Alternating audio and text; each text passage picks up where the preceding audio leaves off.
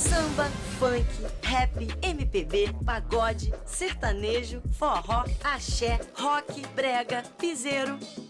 São tantos ritmos que para acompanhar a música brasileira precisa mesmo ter muita energia. E ninguém melhor que a Petrobras para trazer ainda mais energia pra gente.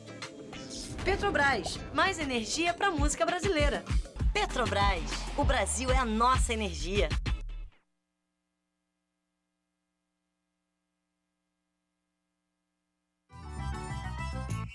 Tem o som que vem da rua, tem cinema no sertão, tem criança no ginásio com talento de montão, tem patrocínio, tem governo do Brasil em ação. O governo do Brasil está do lado da cultura, do esporte, do meio ambiente, da ciência, da educação, da inclusão e do povo brasileiro. É assim que o desenvolvimento chega, a oportunidade vira realidade e o nosso país avança. Tem patrocínio, tem governo do Brasil. A música é muito mais do que soa. Conecta, transforma. É elo entre palco e bastidor. Entre sonho e realidade. Envolve gente, histórias e caminhos. E tudo o que acontece nesse mundo você encontra primeiro aqui. Quem vive de música, vive com a gente. Mundo da Música.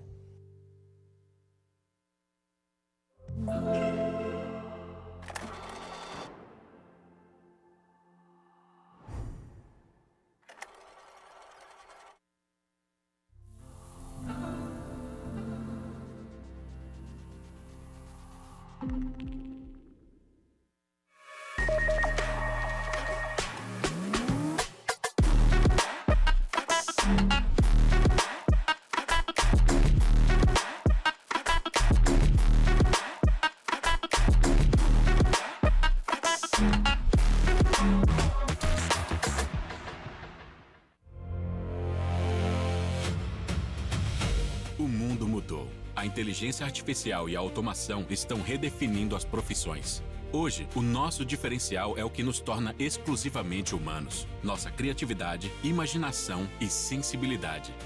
Inspirados pela fusão entre arte, ciência e tecnologia de um gênio da humanidade, nós criamos a Da Vinci. Nossa missão é provocar, repensar o aprendizado e impulsionar a criatividade e a inovação. U2C, SP2B. Não construímos apenas eventos, construímos ecossistemas para criar, inovar, empreender e construir futuros melhores. Lugares únicos que fogem do óbvio, unindo experiências ao vivo, comunidade e tecnologia. O século XXI pertence à economia da criatividade e nós nascemos para estimular essa transformação. Da Vinci, Building the Future of Learning Experiences.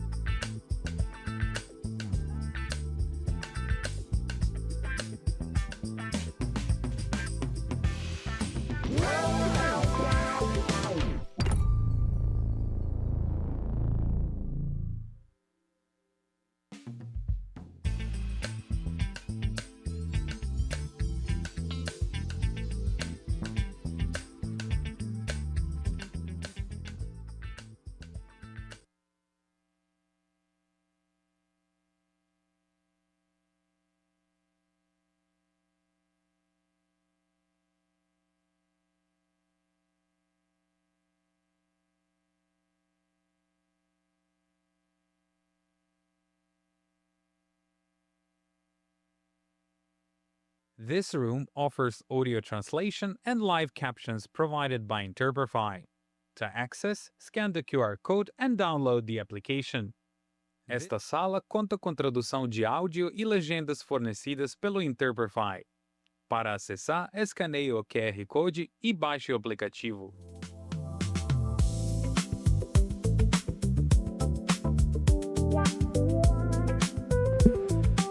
Bom dia! Bom dia, gente. Bom dia. Chega mais para perto, vem para cá. Último dia da nossa programação Sound Beats 3, by Mundo da Música. E um ano super especial para a gente, que a gente celebra 10 anos do Mundo da Música. O Mundo da Música é um portal especializado na indústria musical, que nasceu lá em 2016, enquanto a gente sentia falta de um espaço dedicado para a indústria, e idealizado pela minha sócia, Mila Ventura, e por mim, Laisa Nayane. Então, a gente está aí nessa luta muito árdua e também muito gostosa de ser feita durante muito tempo, tá? É a primeira vez da gente aqui no final de semana, terceiro ano na nossa participação aqui no Rio2C, então super obrigada novamente ao Rio2C pela parceria conosco, que é maravilhosa e a gente adora. E no final de semana a gente está em parceria com o pessoal da Backstage Lab, liderada pela Camila Rebouças, que está ali, que é uma iniciativa voltada para a profissionalização de trabalhadores da indústria musical nos bastidores, que são extremamente importantes para a nossa cadeia artística, tá? E musical também. Além disso, a gente conta com os patrocinadores BMG e Sondom. Estamos ao vivo agora no nosso canal ali no YouTube, por isso que eu estou olhando diretamente para lá. A gente está tendo transmissão ao vivo todos os dias durante essa semana. Nós somos um dos únicos palcos aqui no Rio2C que tem transmissão ao vivo. Nessa semana que a gente ampliou toda a nossa divulgação, comunicação, painéis, tudo, são cerca de 24 horas de conteúdo praticamente que vão ficar gravados, estão gravados no nosso canal, e a gente tem isso muito como um propósito do Mundo da Música, né, de profissionalizar o mercado e, obviamente, democratizar as informações. Mas, sem muito mais delongas, que todo mundo quer saber agora realmente de conversa, um tema que eu particularmente adoro, não pelo fato de termos o Mundo da Música, né, mas acho que o pensamento empreendedor muda muito a estrutura do negócio na música, né? Então, nada melhor do que ter duas pessoas queridas, amigos queridos do mercado, que já acompanham o Mundo da Música, já acompanham a gente há muito tempo e que têm negócios que são incríveis e que vale a pena vocês conhecerem e saber um pouco mais. Vou chamar aqui para o palco agora Daniele Lage, proprietária do Music Experience e também da HQ Music. E também Marcelo Frauches, proprietário do Conduit e também Royalty Split. Você que sabe a melhor preposição aí. Ali no meio. Não, de jeito nenhum. Aqui eu só modero. A gente nunca fica no meio, é só vocês. Vocês que, de fato, vão compartilhar mais a história. O meu objetivo é só conduzi-los. Mas vamos começar, então, com essa conversa super bacana. Eu queria que vocês falassem um pouco sobre os negócios de vocês e qual foi o problema que vocês identificaram para iniciar o negócio. Dani. Gente, bom dia. Obrigada pela presença de vocês às 11 da manhã aqui. Me sinto muito prestigiada. Obrigada, Laisa, pelo convite, ao Rio2C pela oportunidade. Oi, pessoal que está em casa. Bem, meu nome é Daniele, trabalho com música há 23 anos, desde o pré-escolar. E, atualmente, depois de passar por gravadoras e multinacionais, entrei de sócia numa agência de marketing e fundei a Music Experience, que é uma empresa de experiências para fãs. E aí, na verdade, não é tanto uma dor que eu percebi no mercado, mas algo que sempre foi muito perto do meu coração, que é essa coisa de lidar com fãs e como eles sempre ajudaram o nosso trabalho e de que forma a gente pode aproximá-los mais dos artistas e tratá-los bem, né? Então, o objetivo da Music Experience é exatamente unir o fã e o artista, tratando o fã da melhor forma e deixando o artista feliz com o que ele está entregando ali. Então, foi nesse lugar que a gente entrou. E no caso da HQ, nesse caso, sim, foi uma dor. Não fui eu que fundei a HQ, mas entrei de sócia, mas uma dor que eu e ela tínhamos, a Marcela, minha sócia, quando a gente ainda trabalhava em gravadora e no departamento internacional, e a gente sentia cada vez mais necessidade de dar um foco maior em alguns projetos, né? Porque dentro da gravadora o internacional acaba brigando muito com o nacional ali. Então, a possibilidade de ter empresas mais estruturadas para fazer esse trabalho de marketing para os projetos internacionais. E é isso que a gente faz na HQ, prestando serviço tanto para majors, mas muito mais para os independentes e até para artistas que não têm nenhuma representação no Brasil. Então, esse sim foi uma dor que a gente encontrou. Bom dia, gente. Sou Marcelo Frauches. Eu não vim do mercado da música, eu migrei para o mercado da música em efetivamente em 2015. Eu vim da área de tecnologia, fui de telecom, fui de e-commerce, mas é interessante que em 2009, 2010, meu primeiro contato com a música, com o mercado, foi vendendo ringtone. Lembra dos ringtones? Quem é mais novo não vai lembrar disso. Mas o primeiro contato com a música digital era o ringtone para os celulares. Existia um comércio digital nas operadoras de telefonia, onde a gente licenciava os direitos para vender essas músicas com playlists, com lojas integradas. E a primeira fonte de receita da música no digital no Brasil veio através dessas lojas das operadoras de telefonia. Depois passei mais um tempo em tecnologia e migrei em 2015 para a gravadora. E aí eu me encontrei, já são mais de 10 anos diretamente com gravadora. Depois disso, em 2021, saí, montei minha primeira empresa. De lá para cá já foram 4 empresas separadas. E a dor do mercado, que eu falo, é a nossa dor.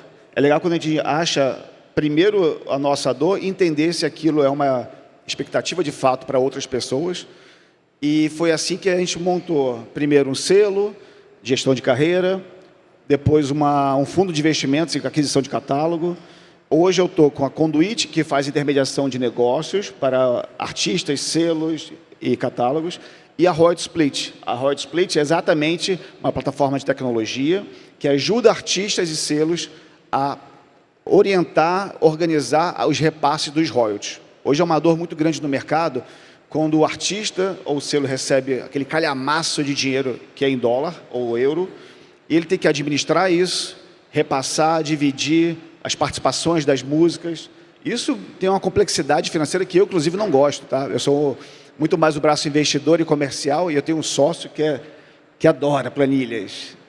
E a partir das planilhas ele desenvolveu realmente uma plataforma tecnológica, um portal, um dashboard, onde os artistas e selos conseguem ali se orientar. Então hoje a gente atende a Condzilla, a Pineapple, Lineker, o Pericles, Lenine. Tem hoje mais de 20 clientes hoje sendo atendidos pela nossa tecnologia.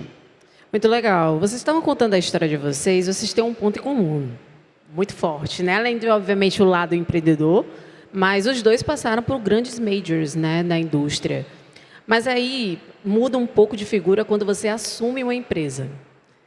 Qual foi o momento que vocês entenderam que vocês poderiam empreender? Assim, quais as características que vocês consideram que sejam importantes para ter esse teórico espírito empreendedor? Eu sempre, assim, meu pai é um empreendedor, né? Eu sempre vi isso dentro de casa e eu sempre falei que eu não ia ter a minha empresa.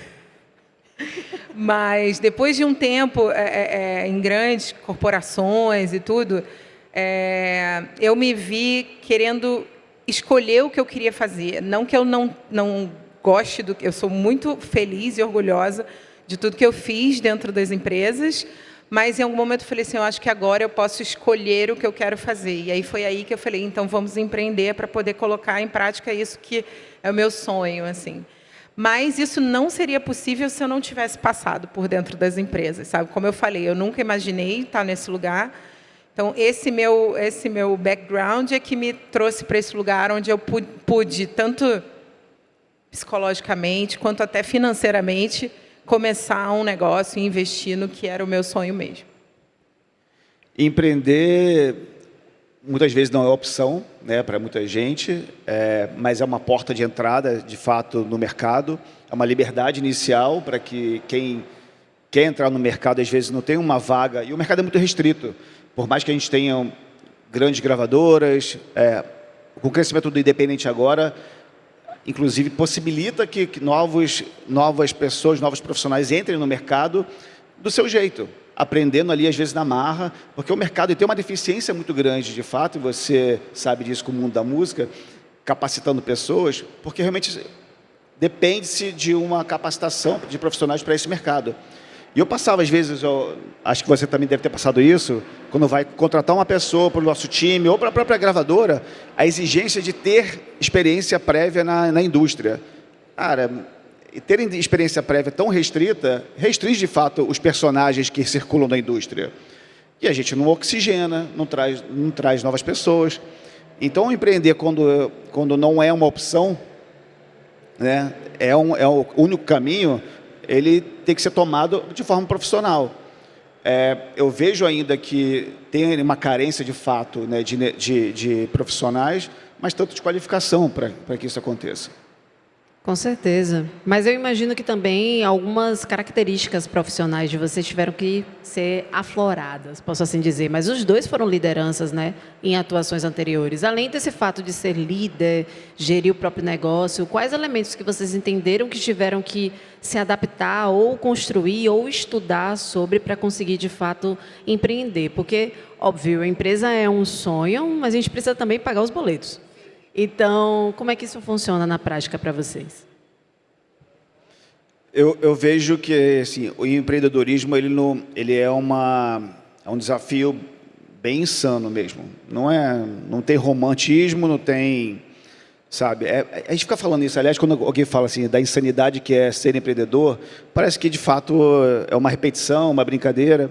Mas é de fato assim, não tem que ter tem um certo grau de insanidade, porque, às vezes, dormir, botar a cabeça no travesseiro, sabendo que os próximos meses, se não tiver receita, a estrutura toda vai romper, tem que conseguir conviver com isso com tranquilidade.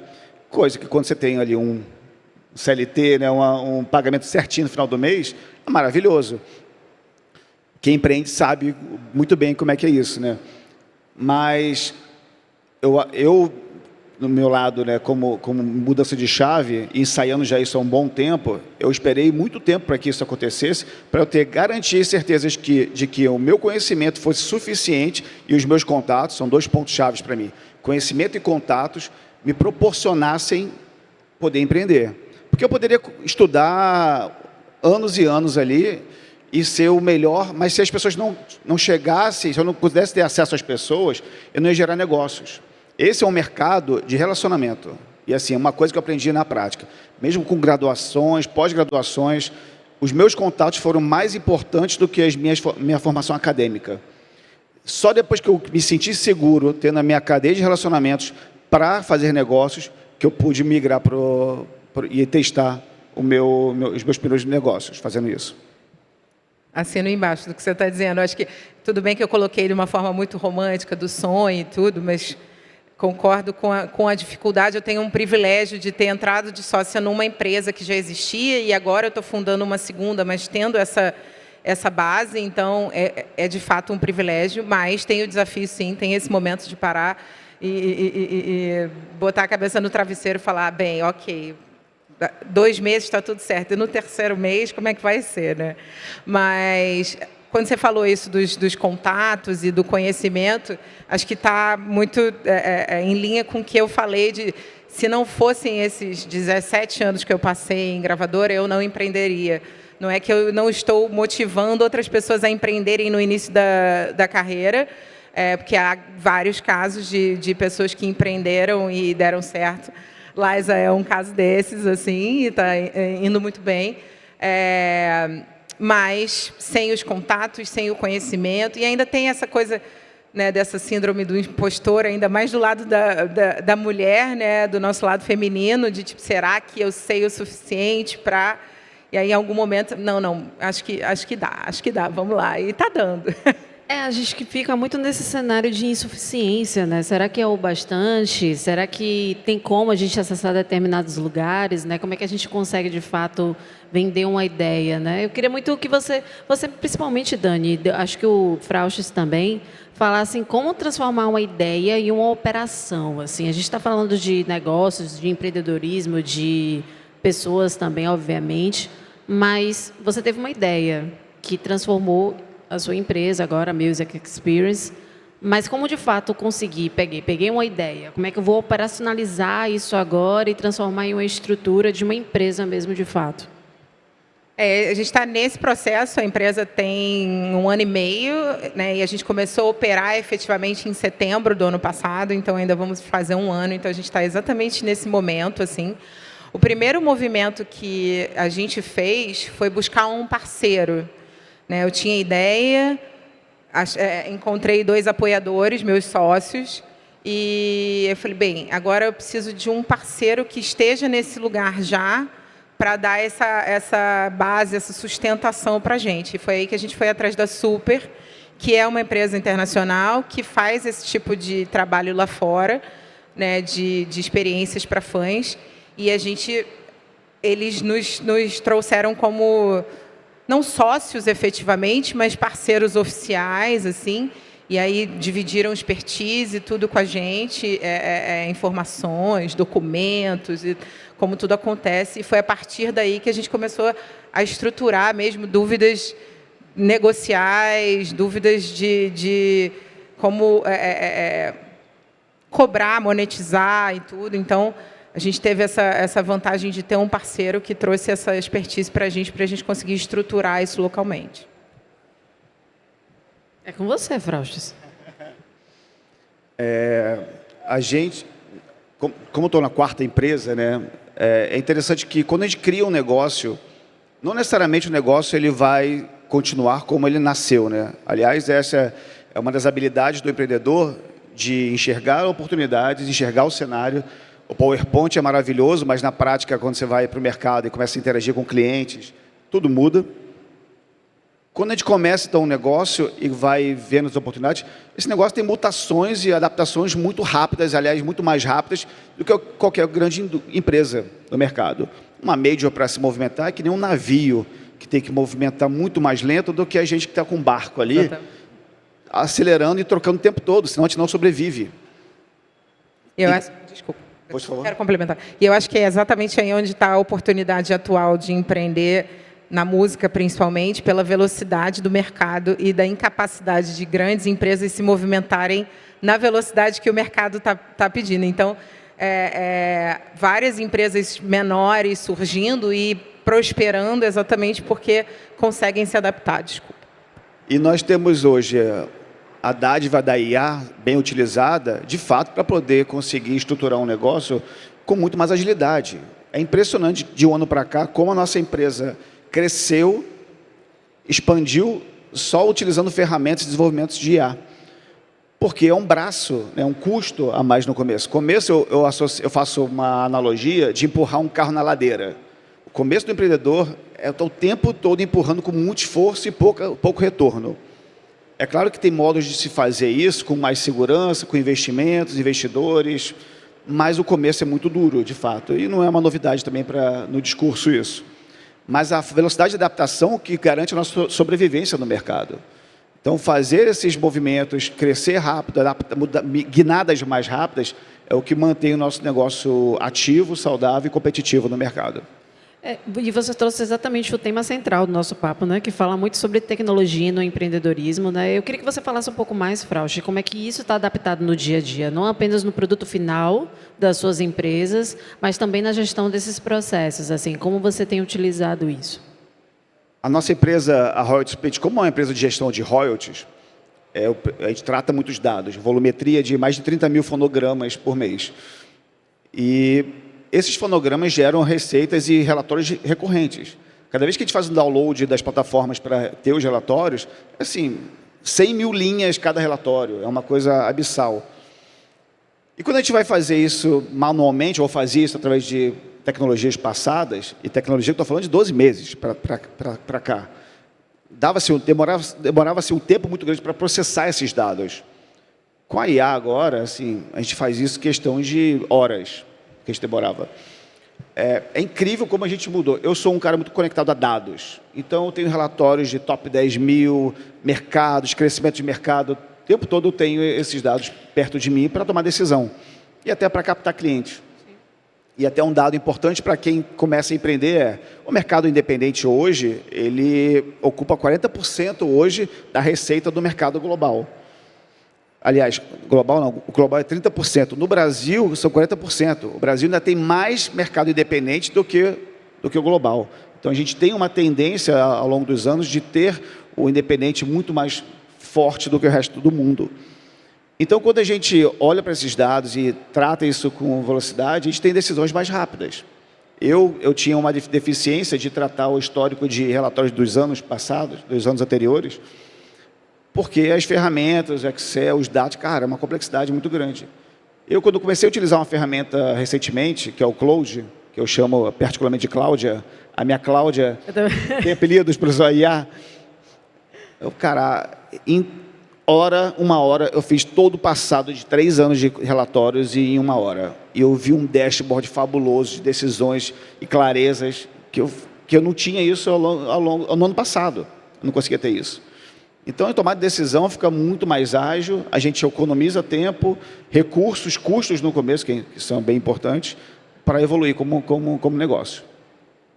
Você está falando isso e eu estou pensando no passado de gravadora, como a gente tinha muito pouco dado, né? Assim, de um momento, eu trabalhando com internacional, a gente recebia mais dados de fora, mas aqui era muito carente. Então, a tecnologia ajudou não só os empreendedores, mas as grandes empresas também.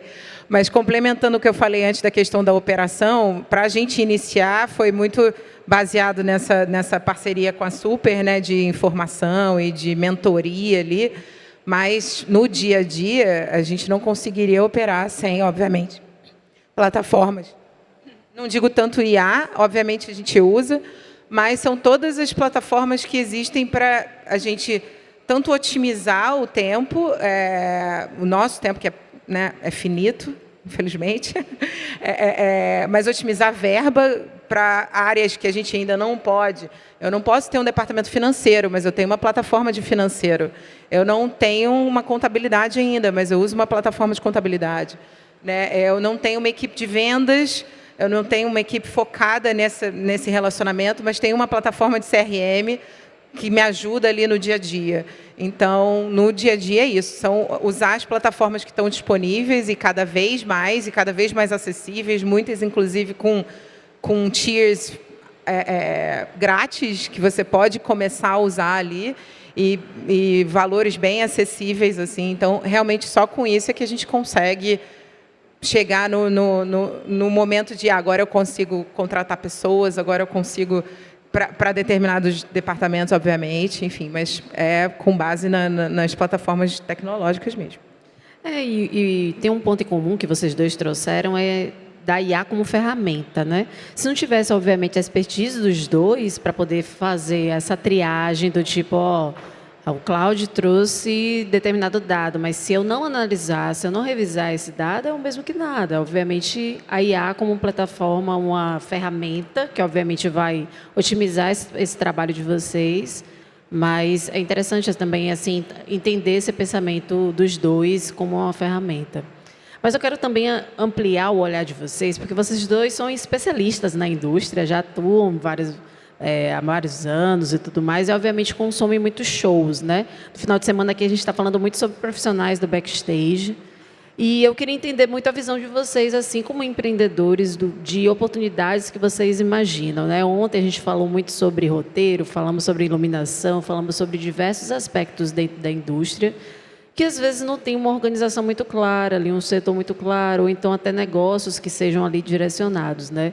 Na percepção de vocês, como é que essa indústria hoje em dia está organizada? E se vocês, como empreendedores, enxergam também outras oportunidades de investimento, ou então de novos negócios na indústria?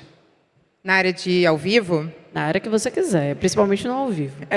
Não, então, eu acho que a Music Experience entra exatamente nesse lugar, né? De trazer um braço de hospitalidade ali para dentro daquele ecossistema, né? Quando você adiciona experiências para os fãs ali dentro do show, você aumenta a receita, né? Aumenta a perspectiva de receita e adiciona mais uma camada de hospitalidade, de tratar bem aquele público que enfim, o essencial ali para a vida do artista, né? E dá uma outra é o que eu falei, né? Uma outra camada de hospitalidade, de tratamento. Então, você tem... Quando a gente desenha o projeto, a gente está montando um evento dentro do evento, né? Então, a proposta é exatamente não depender de nada daquele evento, daquela estrutura, e a gente chegar com o nosso evento ali dentro, que vai acompanhar todo o fã, desde a entrada até o momento, seja... se tiver o meet and greet ou não, mas seja um lounge, seja o que for que vai ser montado ali dentro, até a hora dele ir assistir o show. Então, a gente acrescenta ali mais uma quantidade boa de pessoas trabalhando naquele lugar, além da linha de receita extra para o artista e para o promotor também.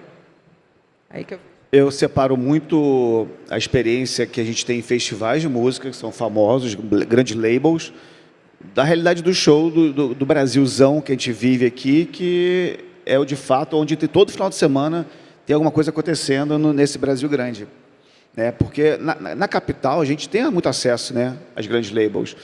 Mas a realidade, e eu que atuo muito no mercado sertanejo e do forró, tem algo acontecendo do artista que ele está fazendo 20 shows no mês ali, rodando cada cidadezinha, onde a experiência, de fato, ela é aquilo ali que tem. É o acesso ao show, à cultura, e não é a experiência profunda que a gente pode viver em festivais, ativações, backstage, toda a estrutura linda que a gente vê. Cara, interior é isso, é um palco, luz, o show para valer ali, e, sabe, a ida ao show, curtir 2 horas e volta para casa. Então, de fato, a gente tem muita coisa para melhorar em relação a isso. O festival ele consegue já entregar isso com muito mais facilidade, e porque alguém já estudou essa necessidade, já pesquisou isso e já entregou alguma integração melhor.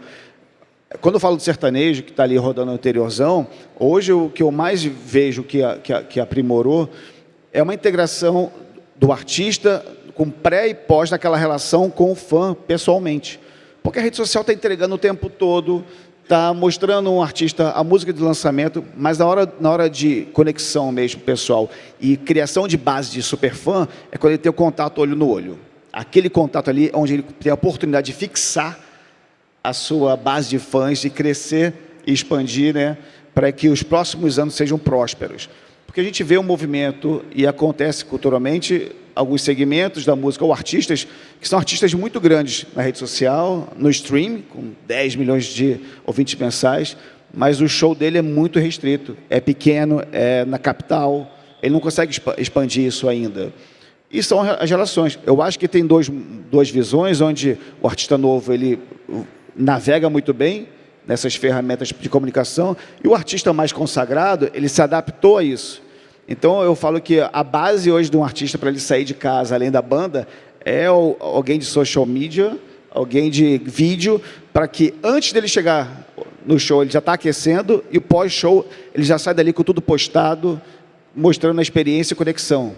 O Bruno Mars fez uma puta lição, cara. Deu uma lição na gente aqui, cara, que é fenomenal. Que ele vem para o Brasil, ele se conecta, ele prepara um conteúdo antes, ele lança aquele conteúdo pré e pós, e deixa um legado dizendo: eu vim só, não fiz fazer meu show. Eu vim, entreguei uma conexão com vocês muito maior para ficar na história. Eu lancei funk nos principais cartões postais da sua cidade, onde eu fiz o show.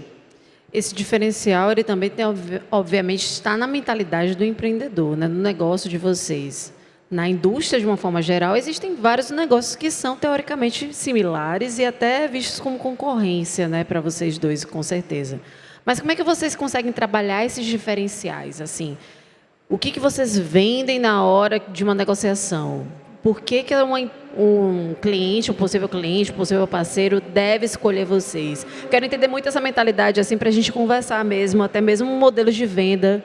É um tema que eu gosto bastante, porque acho que a base argumentativa de uma venda, ela bate muito de relacionamento, como o Frostes falou, de conexão, como você falou, Dani, mas também de um convencimento muito claro de que esse resultado virá, né? Então, como é que vocês costumam fazer essas negociações e trabalhar com esses diferenciais da empresa de vocês? No lado da Music Experience, o diferencial é que não há outra empresa fazendo isso no Brasil. Então, não tem nenhuma empresa focada nisso. A gente traz essa expertise do exterior, já que é um modelo já muito consolidado, né? Então, desse lado é um pouco menos difícil, não que seja fácil. A gente está aí nesse processo de aculturamento, né? De passar algumas barreiras, ainda tem alguns artistas que têm alguma resistência e tudo, mas, enfim, a gente está claro para a gente que esse é um caminho de mais uma linha de receita que o artista pode adicionar ali na planilha dele e que vai ser, em algum momento, muito importante. Então, esse é o lado da Music Experience. No caso da HQ, parte muito da qualidade do trabalho. E aí, como é que a gente faz isso né? Antes de você convencer um novo cliente a fechar com a gente. Vem muito da indicação, assim. Então, não é, o nosso trabalho é na entrega para que aquela pessoa indique a gente para outro. Então, mais do que a gente convencer, olha, faz comigo porque eu vou te entregar mundos e fundos, muitas das vezes eles já chegam brifados porque foram indicados por outras pessoas, né? Então, lá atrás, no início, a Marcela partiu muito dessas conexões que ela já tinha, inclusive eu, trabalhando na BMG, trabalhava com a HQ, antes de ser sócia da HQ, mas hoje o convencimento é não que não seja necessário, mas a gente parte muito da indicação, e isso é um privilégio também para a gente, né? Eu costumo criar negócios que sejam negócios de dores reais. Então, quando eu crio um negócio que atende uma dor real do mercado, fica muito mais fácil para convencer. Se eu criar algo que já existe, ou que tem deficiência, né, ou que é de alguma forma atendida, isso fica mais difícil de ser vendido. Então, quando eu crio uma royalty split, por exemplo, aliás, eu adoro nomes autoexplicativos. Eu tenho criado marcas tão focadas com nomes autoexplicativos que me ajudam no discurso de venda. O que você faz? Eu faço split de royalty. Tem várias marcas que foram criando ao longo do tempo com essa mentalidade. Então, quando isso surge de uma dor minha. A royalty split foi criada porque eu tinha um selo de música, eu geria alguns artistas, e nesses artistas eu tinha que repassar os royalties. Eu recebia ali um monte de dinheiro todo mês. Isso foi ficando acumulando. E, de fato, foi me incomodando. Porque eu tinha que cuidar da parte artística, do marketing, do jurídico, do psicológico do artista, que é a parte mais trabalhosa. E quando a gente começou a receber muito dinheiro, eu tinha lá 100 mil reais para repassar acumulado. E eu não tinha tempo para lidar e nem conhecimento suficiente para isso. Foi que eu chamo um amigo meu que foi o gerente financeiro da Som Livre e falo, cara, você me ajuda aqui que eu estou muito ferrado. E no mês seguinte tem de novo para fazer, e no outro vai ter de novo. Cara, em 3 dias ele resolveu a minha vida. Eu falei, cara, como é possível em 3 dias? E eu estava devendo para Major, eu estava devendo isso para a Sony, para a Universal, repasses de gente gigante. E ninguém me cobrava isso. E eu vi 2 pontos nesse momento. Primeiro, além de eu não saber fazer, eu falava com pessoas, ninguém tinha uma empresa para indicar. E segundo, as gravadoras não sabiam que eu estava devendo a eles. É uma dor do outro lado também, né? Porque eles não estavam te cobrando. Então ninguém está me cobrando, cara. É uma grana significativa, pelo menos para mim que estava começando, 100 mil reais. Eu comecei a ver assim, cara, a dor não é só minha, a dor é de mais gente. Então quando a gente atende essa dor, a gente está já muito mais apto a convencer pessoas que precisam disso. É claro que quando você está entregando algo disruptivo, algo que é um assunto novo, tem que convencer a pessoa que ela precisa disso também. Hoje, nosso desafio é convencer que ele não é atendido. E não tem isso em casa. Porque, culturalmente, ele não repassa, ele não recebe, e fica todo mundo entendendo que não precisa passar. Receber dinheiro dali. Cara, tem uma grana em cima da mesa do mercado. Quando a gente vai falar, geralmente o empresário fala, não, isso aí já sou atendido. Não, você não é atendido. Tanto que hoje, meus parceiros principais, eu ataquei as distribuidoras que não fazem isso, que indicam a gente para não ter esse problema dentro de casa com os clientes. Eu tenho, aliás, até quando você falou sobre convencimento, eu tenho um caso aqui, que hoje, um dos principais clientes que eu tenho hoje, que é o Zezé de Camargo. O Zezé, eu lembro que quando a gente começou, eu tinha um selo ali até então, que a gente estava gerenciando artistas e carreiras grandes. Para conseguir um cliente grande, quando você é pequeno, por mais que você tenha contato, é muito difícil. Um dia eu recebi uma ligação do empresário do Zezé, que é o irmão dele. E ele me ligou, ô Marcelo, tudo bem? Queria falar contigo aqui sobre algumas coisas de participação do Zezé numa música que tinha na Marília na época, que ele ia lançar. E também falar do Zezé, a gente está lançando a carreira solo dele agora, isso tem 2 anos, ele fazendo o projeto paralelo dele solo. Ele falou, Marcelo, eu estou confuso, assim, para onde a gente pode ir, é uma reconstrução de carreira, apesar dos 30 anos de carreira da dupla, Zezé de Camargo e Luciano. E aí, Nesse momento que ele me ligou, eu percebi um estalo onde ele estava me chamando de Marcelo, e ninguém me chama de Marcelo na indústria. Eu sou conhecido como Frauches. E Marcelo era o meu chefe na Som Livre, era o CEO da Som Livre. Ele confundiu, ele ligou na agenda dele, ele anotou como Marcelo Som Livre, e me ligou por engano. Nesse momento eu percebi o seguinte: cara, eu não vou perder essa oportunidade, não. Eu não vou corrigir ele, não. Eu falei, cara, eu tenho total interesse, inclusive meu selo está bombando, meu selo, cara, a gente vai entregar, e eu quero marcar com você semana que vem uma reunião pessoalmente para falar. E eu apareci na semana seguinte, lá em Goiânia, para falar sobre o Zezé de Camargo. Ele acha que, não sei se ele se ligou ou não, mas eu estava lá em Goiânia falando sobre, o Marcelo estava lá em Goiânia, e eu agarrei ele na mão e falei, ó, percebi que ele cometeu, ele acho que entendeu que cometeu o erro, eu falei, ó, a partir de agora, cara, a gente vai andar junto, eu vou agarrar e vou entregar você melhor que qualquer gravadora. O que eu vou fazer por você, ninguém vai fazer. Você tem nome já, você tem estrutura, você tem dinheiro, você não precisa disso, você precisa de alguém que trabalhe com você todos os dias pensando no seu negócio como você pensa. Numa gravadora você vai ter lá 200 artistas que vão estar largados lá, né, só pensando no próximo lançamento, a próxima estratégia. Eu não, todo dia eu vou estar pensando com você. Ele falou, cara, eu vou te dar uma chance. E já passaram 2 anos que eu estou com o Zezé de Camargo como cliente. Que demais. Mas é isso, né? Acho que você conseguiu construir uma narrativa, é óbvio, muito forte de convencimento. Né?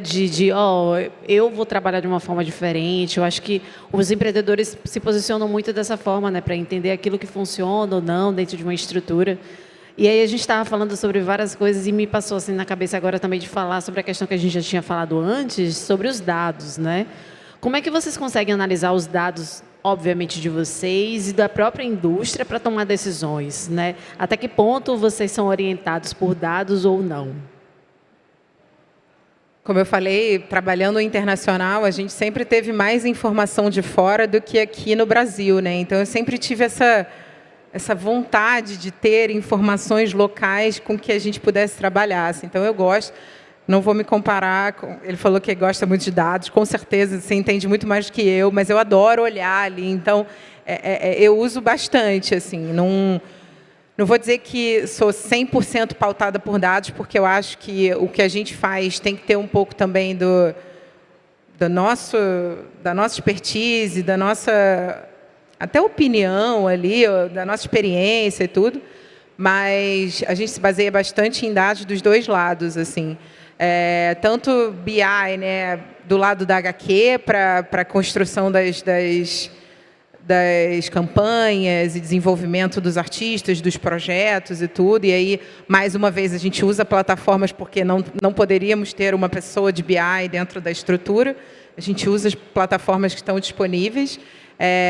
E do lado da Music Experience, desse mapeamento dessa base de fãs, de entendimento dessa base, coisa que no passado você não tinha, e até muito pouco tempo, muitos artistas ainda não têm hoje, porque ainda ficam muito pautados em seguidores no Instagram e tudo, e não estão construindo essa base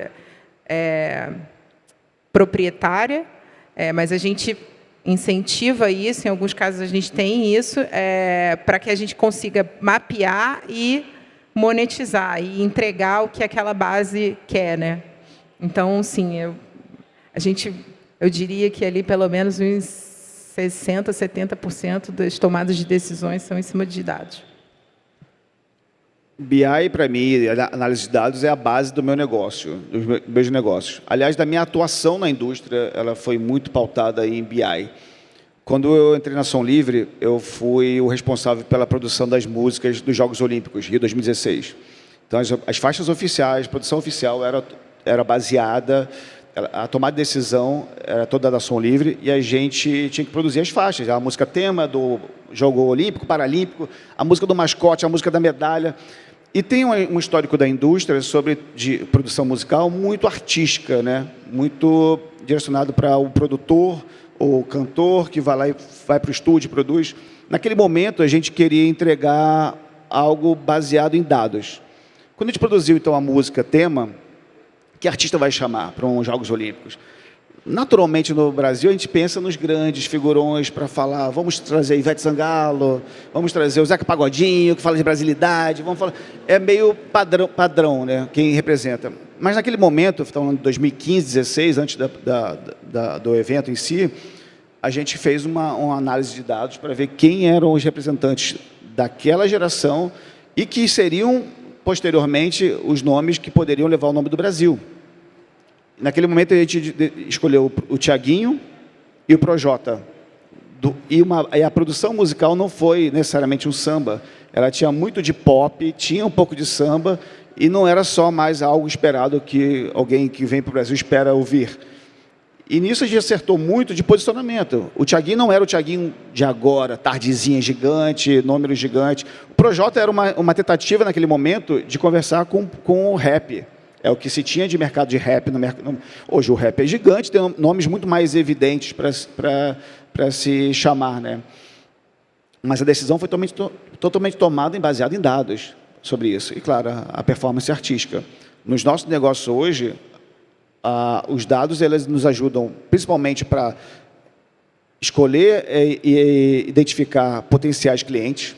Então, hoje eu sei quais são os principais clientes das distribuidoras, gravadoras, onde eu vou atacar, e a cara dura mesmo de chegar e ligar e entrar em contato falando, olha, eu tenho um negócio para você, eu sei que você está aí na distribuidora tal ou gravadora tal que não faz esse papel e eu posso fazer por você. E aí eu já tenho uma lista de ataque hoje, comercial, para saber onde eu posso atender. Assim que eu uso os meus dados para captação. Agora, captação e estratégia, quando falo de Zezé de Camargo, por exemplo, aí mudo totalmente o jogo, que eu falo sobre estratégia de comunicação. A gente está com uma música hoje no top 100, que ela foi captada há 4 meses atrás, através de redes sociais. A gente viu os números crescendo, uma regravação de 2023, a gente regravou ela em 3 meses, lançou ela, hoje ela está entre as músicas mais tocadas da história do Zezé. Já está com mais de 50 milhões de views em 1 mês. Foi aproveitando e identificando esses dados, leitura de mercado, rápida movimentação e regravação para lançar e atender o que a demanda já vinha de fora. Muito legal. A tecnologia ela não substitui o lado humano, mas ela viabiliza escalar, viabiliza relacionamento. Acho que é um pouco isso, né? Você, a partir dos dados da tecnologia ali, você consegue viabilizar novos negócios, enfim. Exatamente. E aí eu queria também, já que você trouxe esse ponto, Dani, também puxar o fato de que como é que vocês enxergam a indústria e a evolução da indústria daqui para frente, né? Quais os modelos de negócio e quais áreas que vocês imaginam que irão crescer daqui para frente? Bem, vou puxar a sardinha para o meu lado, que eu acho que o grande lugar onde a indústria, talvez não a indústria em si, mas os artistas têm que olhar, são exatamente esses o que eles chamam a linha de other, né? Os outros ali, né? Tem lá a música gravada, tem o direito autoral, tem o sync, tem tudo aquilo, tem até o físico, mas pensar ali em outras receitas, que aí é onde entram as experiências, onde entra o merchandising. Quantos artistas brasileiros não têm ainda merchandising ou não fazem de uma maneira como poderia ser feito? E aí também a parte do artista enquanto criador, de criar receitas ali com marcas e tudo isso já bem mais avançado no Brasil, mas eu acredito nessa linha de outros, assim, de expansão. A independência do artista no mercado, ela tem proporcionado, inclusive, a abertura de novos negócios. Então, quando a gente fala de linha de receita é interessante e você realmente atende, de fato, uma necessidade que gera uma possibilidade de novos negócios gigantes, né? Mas a base hoje do artista, que é música gravada, direito autoral, shows, sync e publicidade, né? A publicidade ainda para mim, uma área que ela tem muito ainda a crescer diretamente com o artista. Porque o artista ele é um influenciador, ele gera uma audiência, ele tem uma concentração de audiência, e se tem concentração de audiência, você tem receita. Como transformar isso em receita, eu acho que ainda é muito mal explorado. Porque tem dados para se vender como um canal de mídia. Um artista que tem 2, 3, 5 milhões de ouvintes, de seguidores, uma puta canal de mídia. Se você soma uma cadeia de seguidores de um artista, é maior do que muito canal de mídia consagrado.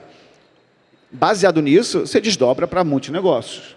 Acho que publicidade e a associação de marca é o começo disso. Porque produto, merchan, ainda são coisas do passado que não foram explorados ainda, que podem ser explorados ainda melhor. Então, tudo que você tem em consideração de audiência, marca, você tem o poder na mão de negócio e gerar novos negócios através disso. Quando eu falei dessa parte da publicidade, de associação com marcas, eu acho que já está bem mais avançado do que as outras áreas que eu falei, mas concordo que há muita possibilidade de crescimento ainda, quando o artista se entende como um creator também, né? Com certeza. Agora, vou fazer uma análise assim, rapidinha de vocês. Se vocês estivessem iniciando agora do zero, não entendo da indústria, ou então já estou na indústria e gostaria de começar a pensar de uma forma diferente, o que vocês fariam agora? Ou, por exemplo, de acordo com alguns erros que vocês cometeram ao longo do processo, quais as dicas que vocês dariam para quem está querendo iniciar uma nova ideia, ou um novo processo, ou um novo negócio, do zero agora? Como é que a gente apaga tudo que tem na mente e pensa como é que faria sem saber o que eu sei hoje, né? Mas, ao longo da vida, assim, pessoas com quem eu encontrei, que me perguntaram como é que faço para entrar e tudo, eu sempre falei assim, se utiliza das ferramentas que tem hoje, né? Começa num passado, aí, um blog, hoje um perfil no Instagram que fale de música, para você encontrar esse caminho e fazer as conexões que a gente precisa tanto na nossa indústria, né? Então, na altura eu não precisei fazer isso, eu, enfim, consegui entrar de alguma forma ali na indústria, mas eu acho que hoje quem quiser entrar é por aí, assim, encontrar caminhos, se voluntariar para, de repente, posso cobrir o evento tal, e aí eu estou pensando muito do lado de comunicação, que é a minha área, né? Mas, enfim, eu acho que você pode oferecer ali o teu trabalho para poder abrir caminhos e ir se encontrando. Não sei. Cara de pau é importante. Porque cara de pau, gente, é verdade. Quando ninguém dá oportunidade, a gente abre oportunidade, a gente cria oportunidade. Ir para um evento como esse, e encontrar com pessoas e falar um pouquinho, sabe, integrar, trocar contatos, é o primeiro ponto de contato onde isso não existe. No nosso mundo, amanhã a vida volta ao normal, todo mundo tem suas rotinas, a vida continua, e a agonia também continua para todo mundo. Quem quer começar, quem continua, quem quer crescer. Essa cara de pau, ela abre a oportunidade realmente de a gente começar coisas novas. Se eu estou do zero hoje, eu sairia batendo nas portas de verdade, claro, com algum propósito de atendimento, de necessidade.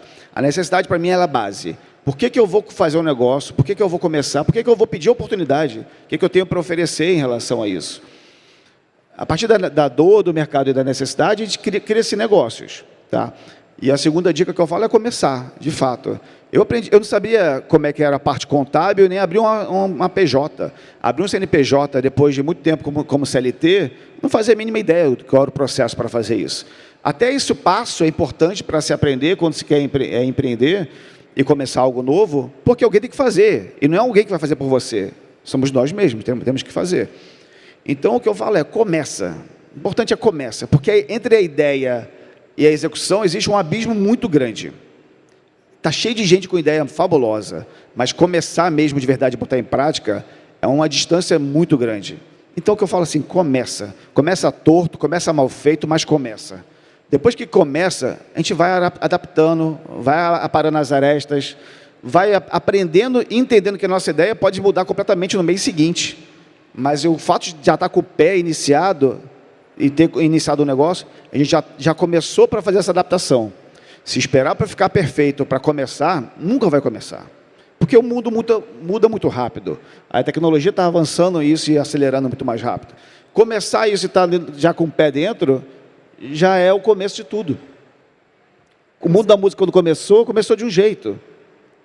Simples, mas com um objetivo claro. Eu quero comunicar com o mercado que tem uma deficiência de um canal de comunicação sobre o mundo da música. E muita cara de pau. Muita cara de pau mesmo. E assim vai sendo reconhecido. Entre uma pessoa que tem um excelente currículo e uma pessoa que realiza, as pessoas vão lembrar dos feitos dela. Os feitos delas e a identificação de aquela pessoa fez alguma coisa, ela cria um magnetismo muito maior para quem está realizando já, para fazer coisas. Então, assim, gente, começa torto, mas começa. Como você tinha falado, né? Mesmo uma empresa, quando ela começa a operar, ela não necessariamente vai continuar daquela mesma forma, né? Então, da ideia para a operação uma distância ali. E da operação para o que ela vai efetivamente se tornar, ainda tem muitos caminhos a percorrer, né? Mas eu lembrei da palestra aqui da Anitta Carvalho, no Sound Beats 2, no outro dia, na quinta ou na sexta, acho que foi na quinta-feira, com alguns empresários e falava sobre, né, o panorama de empresariamento no Brasil. E aí ela perguntou sobre contratações, como é que eles fazem contratações e se eles levam em consideração a formação, né? E aí o Rossato até falou assim, para a área de... Não, acho que não. Acho que o Rossato disse que nem a área de financeiro dele era formada em finanças, assim. O Augusto é que falou, eu acho, enfim, não, o financeiro, o jurídico, mas de resto a gente vai muito atrás da experiência mesmo, né? E, enfim, do que a pessoa já fez ou dos caminhos que ela percorreu e tudo. E aí me lembrei de uma outra coisa que uma ex-chefe minha falava na altura, e aí vai de encontro com o que você falou da falta de pessoas preparadas, hoje menos, mas no passado muito mais. Ela falava, quando você for procurar um assistente, lembra dos fansites, lembra das pessoas que você conhece, com quem você fala, de fã-clube, de fansite. Então, ali nem era um trabalho efetivamente, assim... Acho que as pessoas não olhavam aquilo como trabalho, mas a gente já olhava como experiência. E Flávio está aí, do Popline, que, enfim, eu gosto de falar, conheci Flávio como dono do site da Rihanna. Foi ali que eu conheci Flávio, antes do Popline, né? Então, tem várias pessoas que começaram tendo fansites e aquilo evoluiu para empresas, ou as pessoas, enfim, ganharam postos em empresas do mercado e tudo. Então, é um caminho também. E é começar do zero, né? Às vezes a gente fica... Foi o que o Frausto falou aqui, né? A gente fica esperando o momento ideal, o cenário ideal, o dinheiro ideal para abrir um negócio. É possível abrir um negócio sem dinheiro hoje? Ou não? Eu vou ousar dizer que sim. Assim, óbvio que depende do seu momento de vida, do quanto você precisa daquilo para se manter, né? O quanto você vai conseguir sustentar aquilo até que aquilo, de fato, dê um retorno. Mas é possível, como eu falei, há várias plataformas, há várias possibilidades online de você ter ali algumas coisas que você não precisa pagar de imediato. Então, acho que sim, é possível. Olha o meu lado romântico aí. Não, mas de fato, assim, eu tento adaptar toda a ideia para negócio, tá? Eu tenho uma cabeça muito mais de negócio, construção de negócio. Eu construo o tempo todo, aliás, eu tenho na gaveta um monte de pastinhas de negócios que eu vou botar em prática em algum momento, quando tiver tempo. Mas, semana passada eu estava falando com um produtor novo, que está com um estúdio aqui na Barra. Ele falando assim, cara, eu larguei tudo, fiz produção musical, né, me formei, e agora estou me dedicando a fazer isso. E eu vendi o que eu tinha para me dedicar e fazer esse negócio. O fato de alguém usar recursos próprios para se manter mensalmente é um investimento, é dinheiro. Então, na visão de negócio, não necessariamente tem um investimento para botar todos os meses e comprar todos os recursos possíveis no começo. Você tem que ter um mínimo básico para operar. No caso do estúdio, ele tem que ter um estúdio para operar. Ou não, terceirizar um estúdio para isso. Mas saber que a conta mensal dele não vai criar uma agonia tão grande que ele não saber se ele quer continuar ou não no negócio e vai desistir. Então, se eu tenho um investimento pessoal na minha vida, como um novo negócio, eu estou começando agora, pelo menos eu tenho que me manter as minhas contas todos os meses num período de X tempo, como se fosse um investimento de negócio. Então, hoje eu crio assim, um negócio de prática de um negócio, botar em prática, 12 meses tem que estar garantido. Tá? O meu 12 meses pela frente, eu tenho que pagar minhas contas, eu tenho que viver ali apertadinho, mas eu não posso me sufocar e ficar preocupado porque minha luz está atrasada. Porque a escola não tem como pagar no mês seguinte.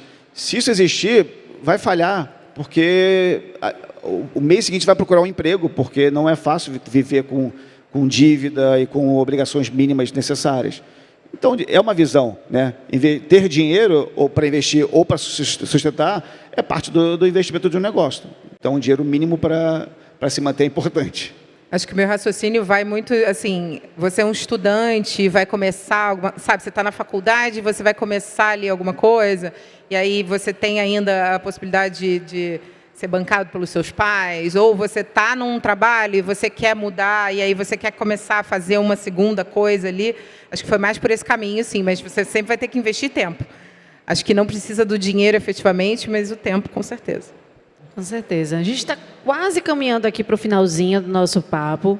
Eu queria que vocês fizessem algumas dicas gerais diante do papo que a gente teve aqui. A gente falou sobre vários elementos, né? De networking, a organização pessoal, profissional, financeira. Quais são os elementos hoje que vocês acreditam que sejam muito importantes para ter realmente um pensamento que inclua tecnologia e empreendedorismo na administração de novos negócios na música? Eu acho que o principal é informação, buscar informação, porque hoje tem muita coisa disponível. Se você quiser buscar na internet, você vai achar orientação para a maioria das coisas que você precisa. E depois disso, depois da informação, é buscar contatos, né? Buscar essa cara de pau, de falar com as pessoas, porque às vezes, no nosso caso da Music Experience, né, eu achei uma pessoa que topou ser um parceiro nosso, um mentor nosso, e passou essa informação para a gente, essa expertise para a gente. Então, se você tiver a informação e a cara de pau de correr atrás e criar essa sua rede, assim, talvez você encontre ali parceiros que vão topar te dar a mão e ir junto com você, se não como um investidor, mas como um mentor, como alguém que vai te direcionar ali. Então, eu vejo essas duas coisas principais. Assim. Ser reconhecido como uma pessoa que é realizadora, que tem vontade, assim, é uma característica, para mim, muito importante quando eu vejo alguém que está começando e que quer fazer um negócio novo. Porque ser identificado como uma pessoa que realiza ou que tem muita vontade, cara, de fato, para mim, a base para ser identificado como um parceiro ou como gerar uma oportunidade. Quando alguém chega para mim e fala assim, cara, eu quero muito fazer isso, já estou fazendo isso, já estou executando, dar a oportunidade é uma dádiva, que você pode começar, de fato, desenvolvendo um novo profissional, criando um novo negócio para o ecossistema da música, gerando realmente oportunidades para empregar novas pessoas e aumentar a fatia do mercado. Então, essa pessoa que tem essa característica de realização e de força de vontade, e parece discurso, de fato, assim, força de vontade.